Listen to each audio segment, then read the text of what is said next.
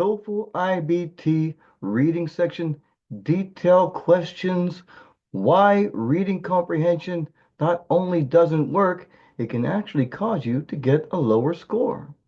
Hello, welcome to Practice Group International. My name is Mr. Hearn and I am your TOEFL tutor.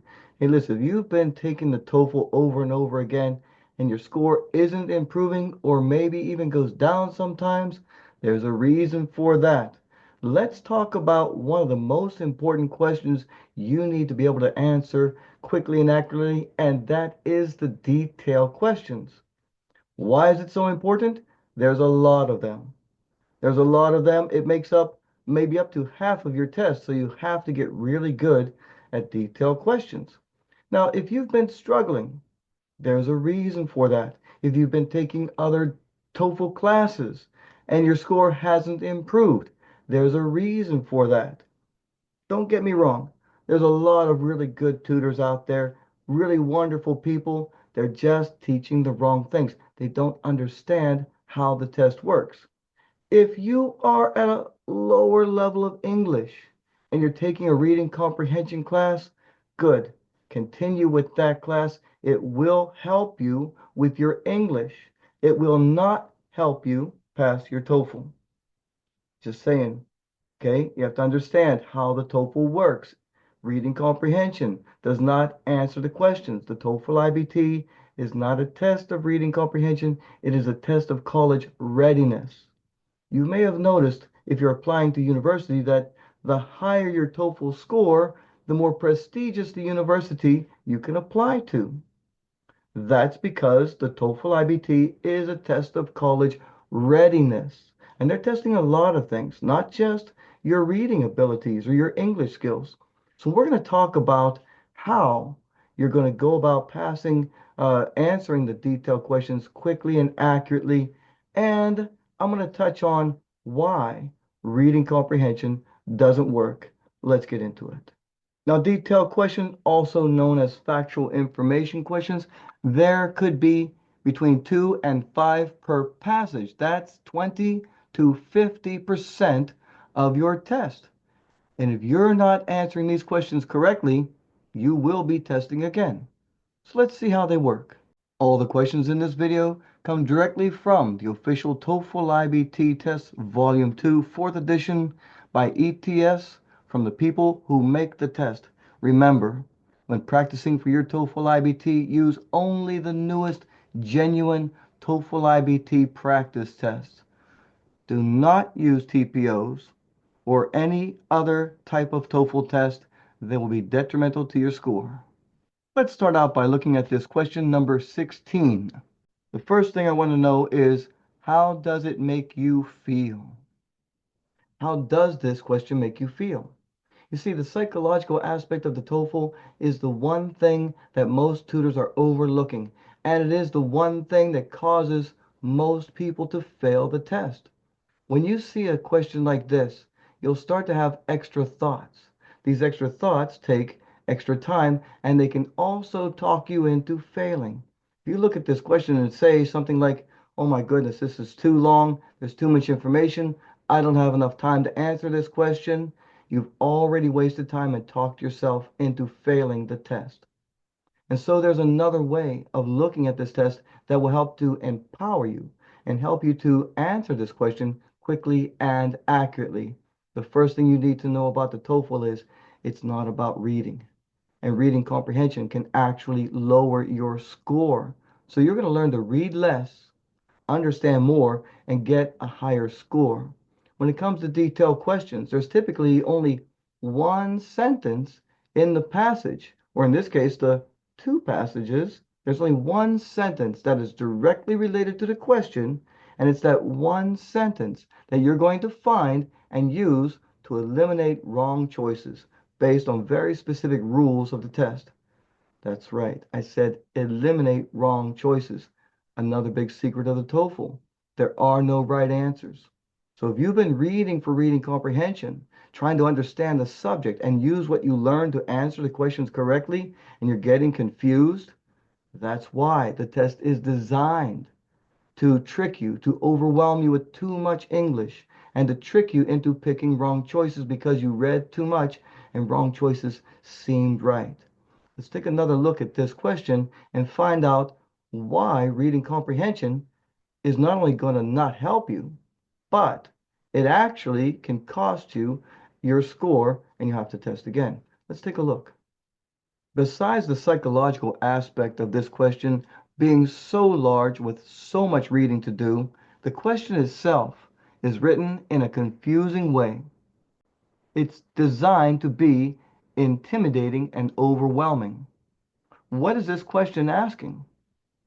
In paragraphs 4 and 5, what evidence supports the claim that the intensity of nestling begging calls is a good indicator of which offspring in a nest would most benefit from a feeding? Now, I don't know about you, but by the time I get done reading that question, I can't remember how it started. I'm in a big hurry. I need to just know what this is, find the information, get the right answer, and move on. So I'm just stuck already with the length of the question. So I have the length of 2 paragraphs, I have the length of the question, and all the choices, a subject I don't know about. This seems impossible.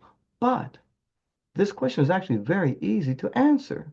So let's take a look at it. Remember, when you have something that's complicated, break it into smaller pieces and work it one piece at a time, and that will help you to manage the situation, manage your emotions, manage what information you look at, manage what you're doing so that you can go forward quickly and accurately. Again, let's look at this question, but break it into pieces so that we understand what it's talking about. First of all, the question begins in paragraphs 4 and 5. And you can see that this is paragraphs 4 and 5. It's just a direction telling you where to look. You don't even need to pay attention because the question will be right next to the paragraph you need to read on the test. Let's move on. What else does the question ask about? What evidence supports the claim? You see, you need to understand the question because if you don't understand the question, you won't know what you're looking for in the passages, and you'll continue to read more and become more and more anxious and desperate to answer it. What is the question asking about? What evidence supports the claim? What else does the question ask about? The claim of what? That the intensity of nestling begging calls. Now, you may not know what nestling begging calls is, and your brain is trying to figure out what is that. And so you're getting more confused as you go. But don't worry about understanding everything as you go. Just ask yourself, what are they asking about so you know where in the passages you're going to look. This is about the intensity of nestling begging calls. And what else is it asking you?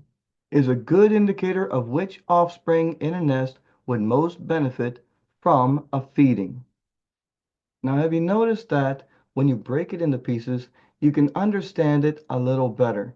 Now, the problem is there may be vocabulary words here that you just don't know, and you feel like you're not going to be able to answer the question because you don't know the subject, you don't understand the words, you're overwhelmed, you're feeling anxious, and you've fallen into ETS's trap. You see, the test is designed to overwhelm you, to confuse you, to create anxiety, just to cause that self-talk, to talk yourself into failing the test. These questions are not hard. They're just tricky. Once you know how they work, you can answer them quickly and accurately without all that other self-talk. That's really what I teach in my courses.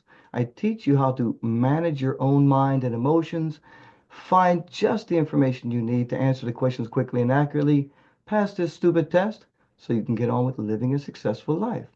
Let's take a look at this question and see what is the direction in it. Where do we go in the passage to look for the information?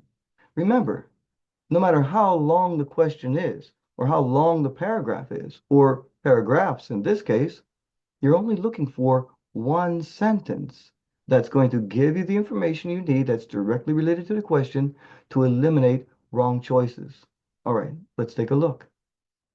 Now, in this question, there are directions that are leading you to read.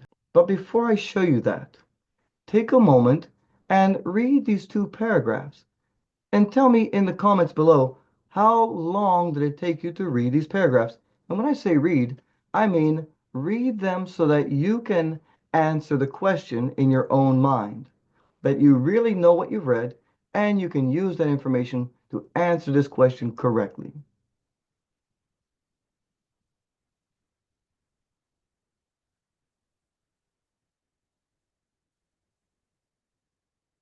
Now that you've read the question, how long did it take? And do you have the right answer? If you think you have the right answer, put that answer in the comments below.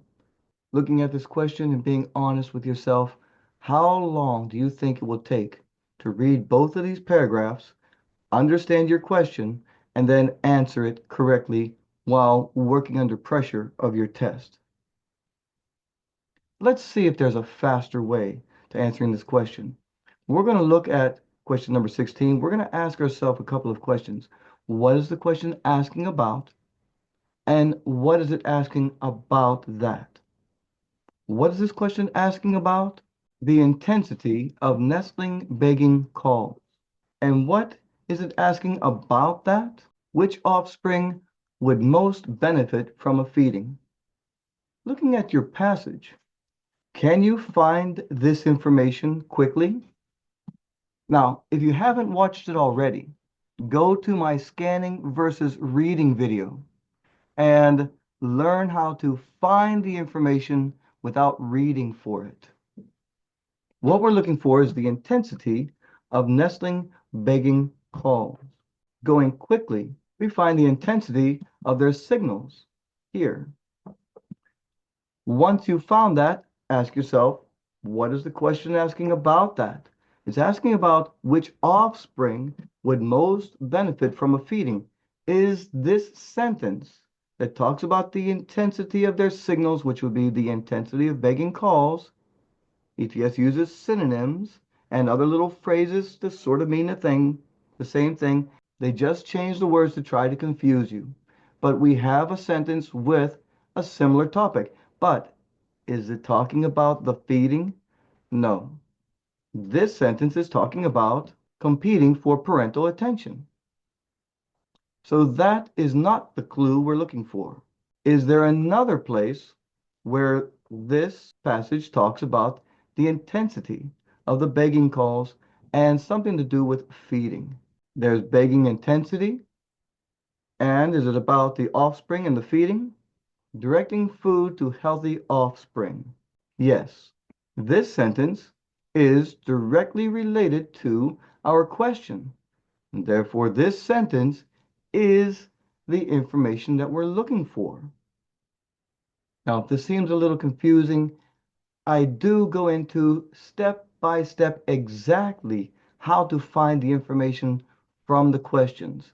What I'm doing here is just showing you that you don't have to read everything to find the information that you need to eliminate wrong choices.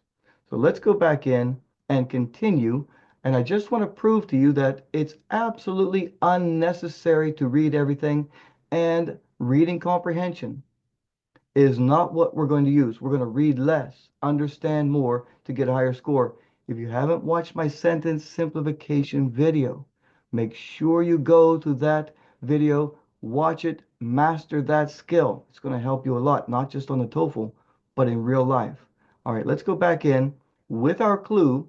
Use our clue to answer the question quickly and accurately. Take a look. We are back at our question, and I want you to know that now that you know where the information is, this other paragraph is completely irrelevant. You don't have to look at it at all. It's just there specifically to intimidate you and to waste your time reading and trying to learn a subject. On the TOEFL iBT, we do not read to learn and use what we learn to answer questions. We read to understand what the question is asking about.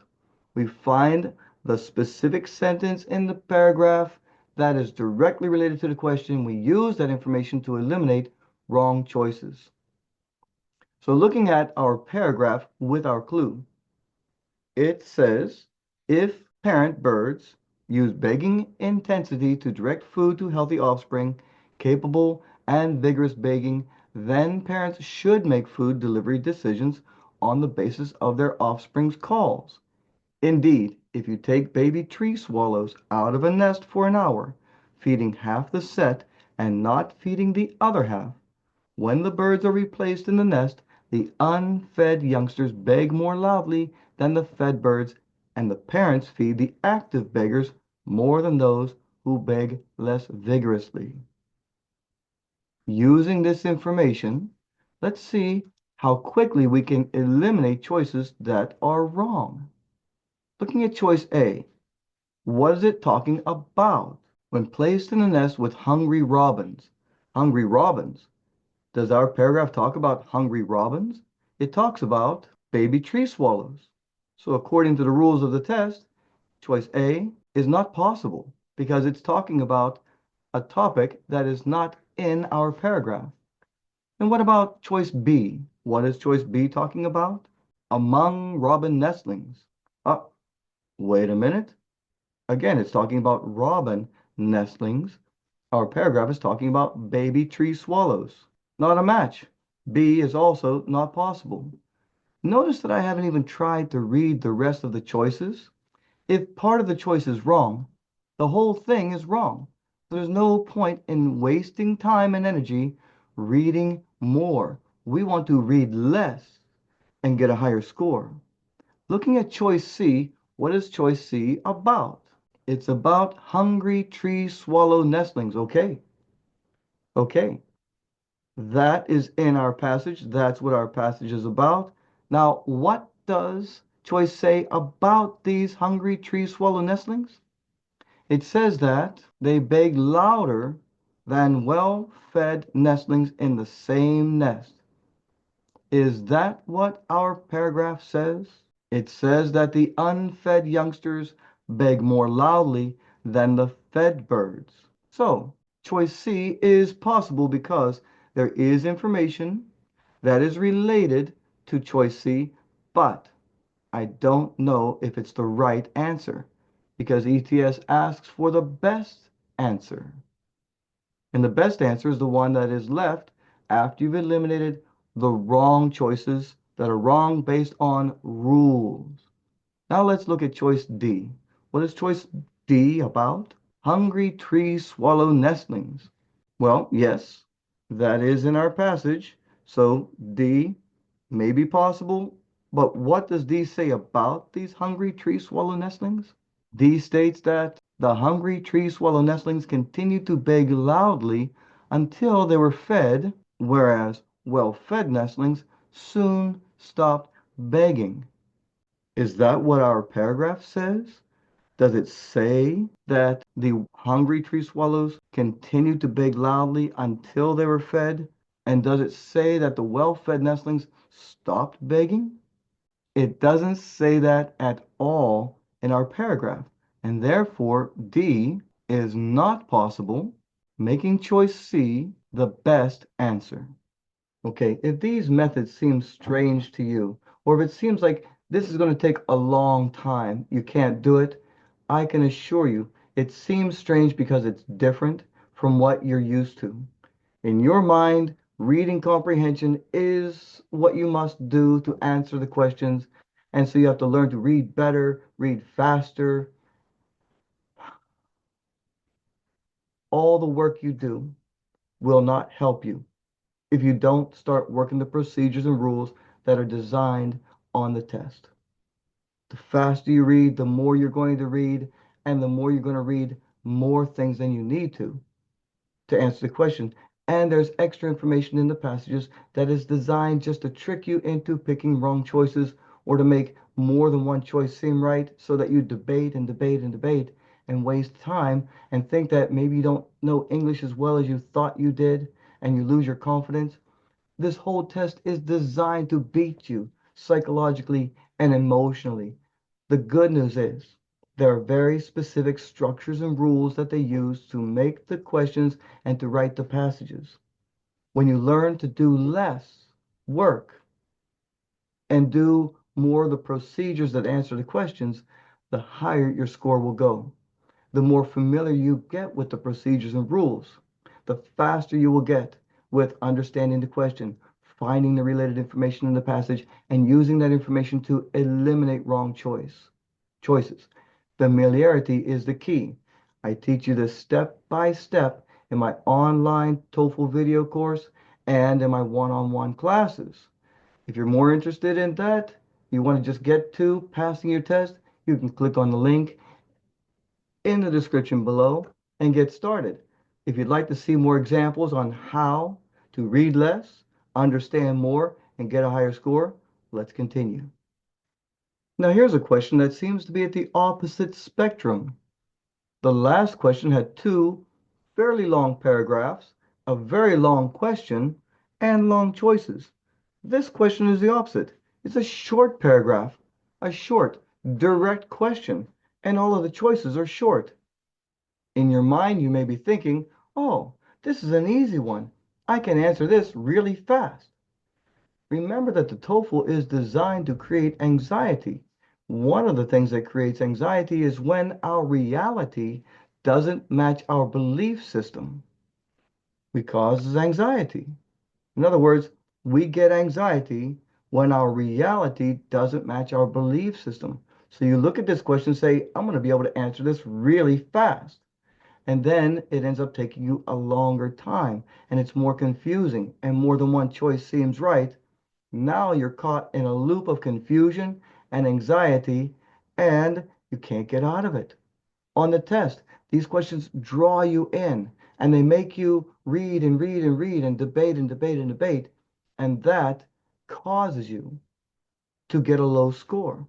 So rather than think that, oh, this is a hard question or this is an easy question, we're going to follow very specific procedures that help you to manage your emotions, control your mind, read less, understand more, and get a higher score. Let's see why reading comprehension on this question doesn't work. Take a look. Okay, so this is a short paragraph, so you may be tempted to just go ahead and read it. Even though I've taught you to not read, you might say, oh, mister, this is a short one. I'll just go ahead and read it.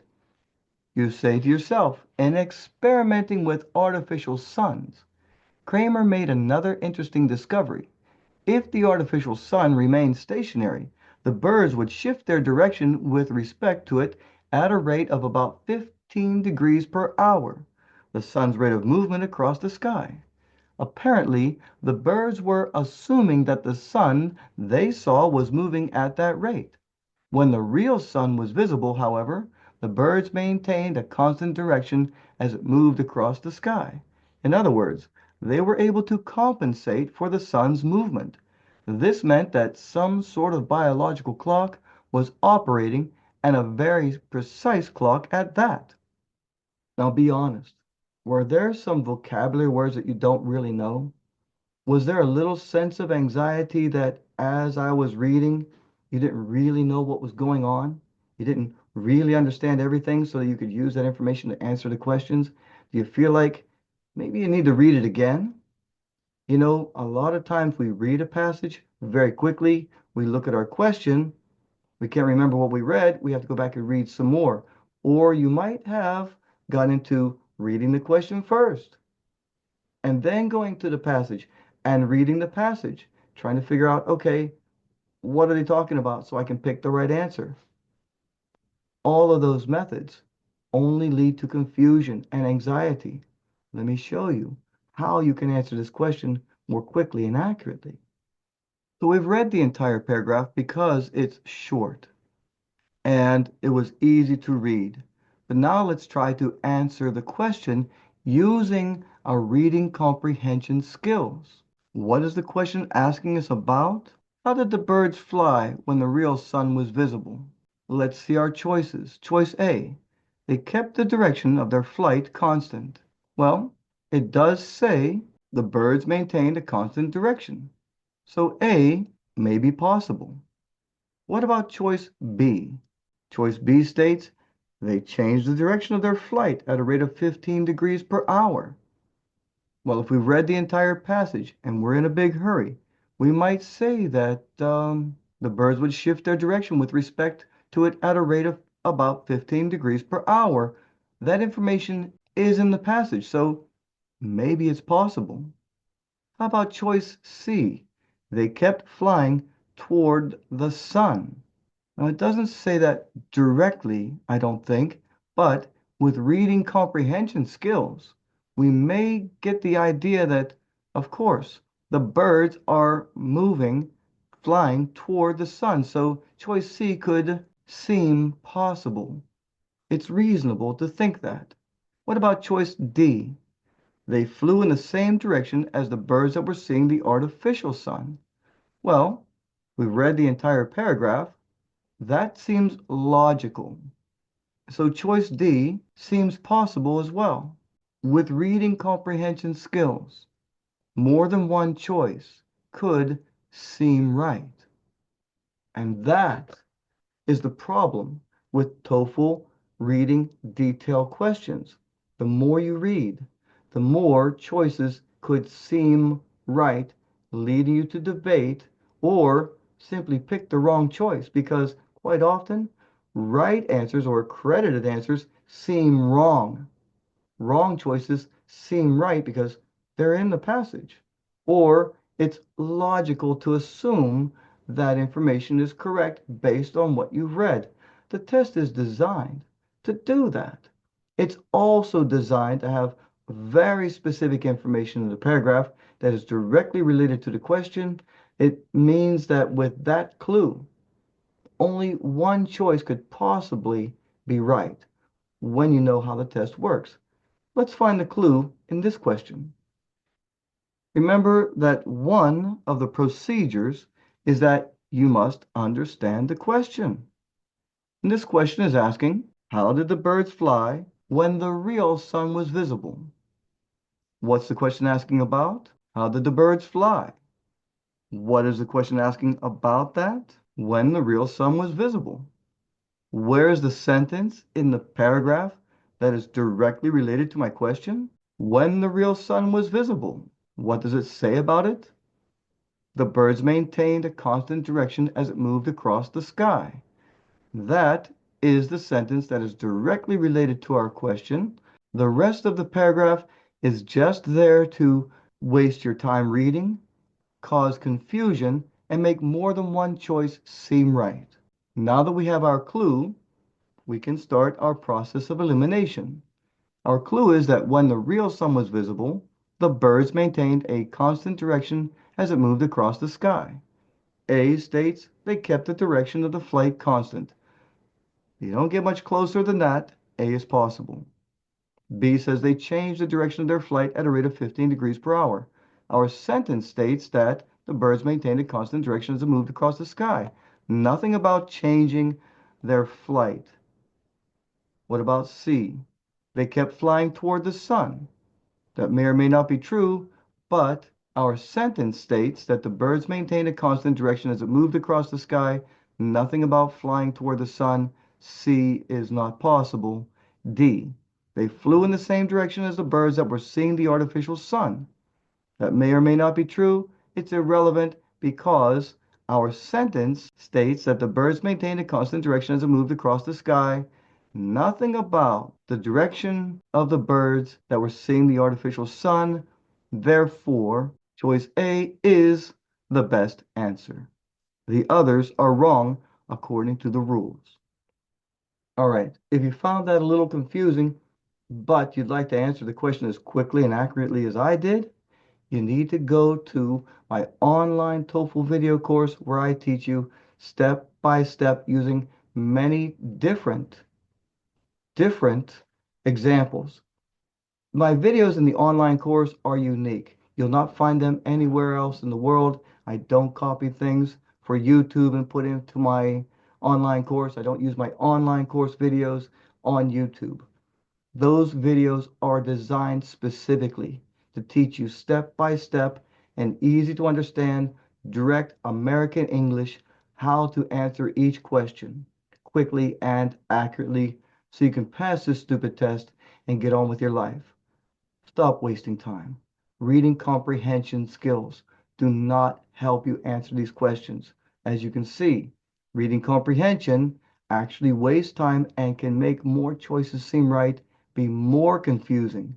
You need to learn the rules and structures of the test so that you can use them to answer the questions quickly and accurately, not just in the reading section, but in all the sections. There's absolutely no reason why, if your English skills are high intermediate, especially advanced, that you shouldn't be scoring at least 100 on your TOEFL iBT. It is possible. You could do it now just by watching my videos, learning how to answer the questions, and getting that respectable passing score so you can move on. All right, let me show you just one more example of these questions so that you know that reading comprehension is good for learning English, but it's not helping you to pass the TOEFL. All right, let's take a look at that question. This is a pretty common TOEFL reading section detail question. Many people would look at this question and think, oh, it's a medium-sized paragraph. Let me just start reading as quickly as I can.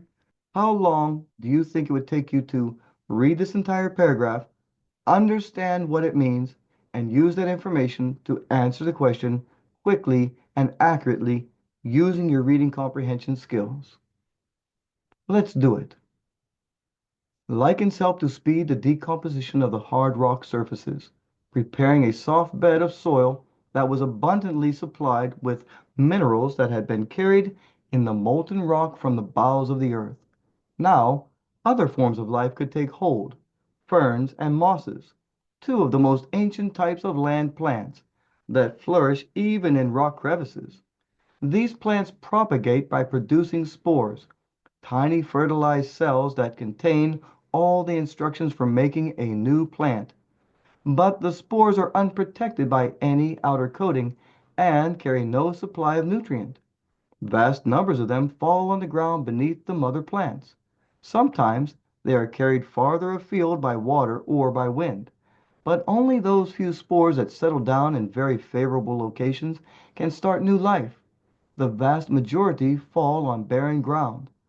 By force of sheer numbers, however, the mosses and ferns reached Hawaii, survived, and multiplied. Some species developed great size, becoming tree ferns that even now grow in the Hawaiian forest. All right, now let's understand the question. According to paragraph 3, what was the relationship between lichens and ferns in the development of plant life on Hawaii? Looking at choice A, it states that ferns were able to grow because lichens created suitable soil. Well, is that true? Is that what we read? Are you sure? What about choice B? The decomposition of ferns produced minerals that were used by lichens.